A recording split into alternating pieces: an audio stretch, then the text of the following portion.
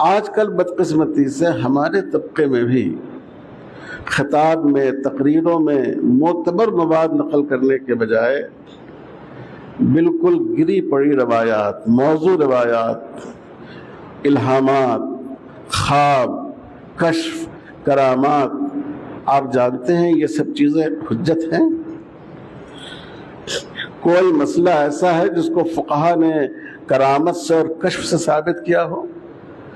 لیکن پہلے دوسرے لوگ یہ کام کرتے تھے۔ آج کل اپنی تقریر میں رنگ پیدا کرنے کے لیے، کہیں آپ لوگ برا نہ مان جائیں، آج کل ہم لوگ بھی یہی کرنے لگے ہیں۔ ہمارے پڑوسی ملک کے تو بعض مقررین ایسے ہیں، اللہ تعالیٰ ان سے بڑا دینی نفع پہنچا رہے ہیں، لیکن اتنی ضعیف اور نامعتبر روایات نقل کرتے ہیں، پتہ نہیں کہاں کہاں سے روایت لاتے ہیں۔ ایک دفعہ حیدرآباد میں ایک صاحب وفات ہو گئی، ان کی دعوت و تبلیغ کے کام سے جڑے ہوئے تھے اور بڑا مؤثر بیان کرتے تھے۔ شاید کوئی آدمی ان کے بیان میں بیٹھے اور اس کی آنکھ تر نہ ہو۔ تو حضرت ابو خیثمہ رضی اللہ تعالیٰ عنہ کا جو واقعہ ہے، تو اس واقعے کو انہوں نے نقل کیا اور اتنی رنگ آمیزی کے ساتھ کہ ہم لوگ تو اس کو 2-3 منٹ میں بیان کر دیتے ہیں، انہوں نے آدھے گھنٹے 40-45 منٹ میں بیان کیا اور بڑا اس کا اثر ہوا، مجھ پر بھی بہت اثر ہوا۔ ایک عالم صاحب جو ان کے ساتھ تھے، اور اتفاق سے ہم نے سیرت ابن ہشام کی تلخیص بھی کی ہے، تو میں نے ان سے کہا کہ یہ روایت تو آئی ہے اور سیرت کی کتابوں میں بھی ہے، سیرت ابن ہشام میں بھی ہے وہ واقعہ، لیکن جتنی تفصیل سے انہوں نے یہ واقعہ بیان کیا ہے تو پتہ نہیں کہاں ہے یہ، اس کا ماخذ کیا ہے۔ وہ صاحب چونکہ عالم تھے، فاضل دیوبند تھے، ان کی بھی وفات ہو گئی، ہم لوگوں سے سینئر تھے، کہنے لگے کہ اس تفصیل کے ساتھ یہ واقعہ آپ کو صرف انہی کی تقریر میں ملے گا، کسی اور کتاب میں آپ تلاش کریں گے تو مایوس رہیں گے۔ یہ بہت افسوس کی بات ہے۔ علماء کے بیان میں استناد ہونا چاہیے۔ عوام کی بات الگ ہے، ان سے تو آپ عفو درگزر سے کام لے سکتے ہیں، لیکن بے اصل روایت ہے جس کی کوئی بنیاد نہیں ہے، اور اس میں بعض روایتیں ایسی ہیں کہ جو دین کی تضحیق کا سبب بنتی ہیں۔ تو میرے بھائیوں، یہ بڑا اہم شعبہ ہے، اس کو آپ سرسری انداز سے نہیں دیکھیے، اس کو آپ پوری توجہ کے ساتھ اس پر تیاری کیجیے۔ ہم نے اپنے ہاں ایک چھوٹا موٹا ادارہ ہے جس کی میں بھی خدمت کرتا ہوں،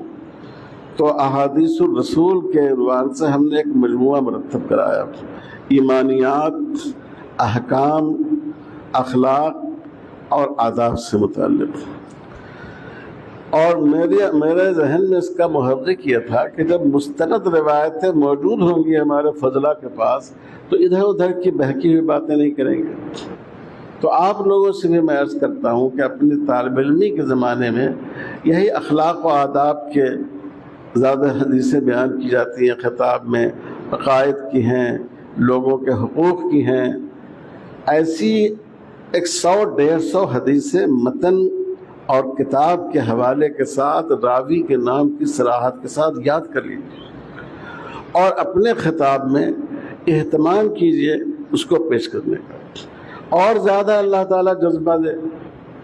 آپ لوگوں نے بھی دیکھا ہوگا نظرۃ النعیم جو مرتب کرایا ہے مدینہ منورہ کے بعض علماء نے، اور وہ خطبہ کی ضرورت ہی کہ انہوں نے مرتب کرایا ہے، اس میں آیات بھی ہیں، اس میں معتبر احادیث بھی ہیں، اس میں اصطلاحات کی تھوڑی سی تشریح بھی ہے، اس میں بعض واقعات بھی ہیں صحابہ کے اور سلف صالحین کے، جس کو بیان کرنے میں بیان میں تاثیر پیدا ہوتی ہے، اور آج کل وہ کتاب نیٹ پر بھی دستیاب ہے۔ میں جب گیا تھا تو اس وقت ہمارے پاس اس کتاب کے خریدنے کی استطاعت نہیں تھی، لیکن میں نے ایک صاحب سے قرض لے کر وہ کتاب خریدی۔ اتنی مفید کتاب ہے، اگر آپ کسی دینی موضوع پر لکھنا چاہیں اور بیان کرنا چاہیں، آپ اس میں سے وہ موضوع نکال لیجئے اور آپ اس کو آپ پیش کیجئے۔ تو یہ بھی ایک ضرورت ہے کہ ہمارے خطاب میں، ہماری باتوں میں اور دوسرے لوگوں کی باتوں میں ایک امتیاز ہونا چاہیے۔ ہمارا جن بزرگوں سے تعلق ہے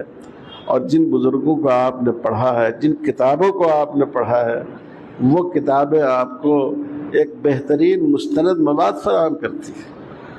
اور جب آپ مستند باتیں نقل کریں گے تو کوئی آپ کی بات پر انگلی نہیں رکھ سکے گا۔ تو یہ بھی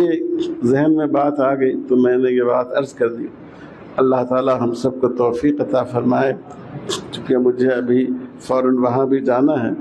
اس لیے میں حضرت مولانا سے اجازت چاہتا ہوں۔